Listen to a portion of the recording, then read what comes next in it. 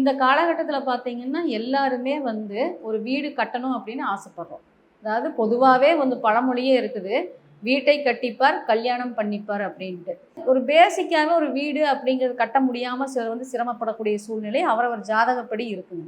அப்போ ஒருத்தருடைய ஜாதகத்தில் வீடே கட்ட முடியாது, இல்லை அந்த 4ஆம் பாவம் தான் அந்த சொத்துக்களை குறிக்கக்கூடிய பாவகம், செவ்வாய் அப்படிங்கிறது அந்த வீடு, இல்லை சுக்கிரன் அப்படிங்கிற ஆடம்பரமான சொகுசு பங்களாக்களை குறிக்கும். அப்போ இது ஒரு பேசிக்காக நம்ம ஒரு வீடே கட்ட முடியாத நிலையில் இருக்கிறவங்களுக்கு ஒரு எளிய பரிகாரம் இங்கே நான் சொல்கிறேன். இப்போ நம்ம வீடு கட்டுறோன்னு ஆசைப்பட்றோம், அதுக்குண்டான முயற்சி எடுத்துகிட்டு இருக்கிறோம்.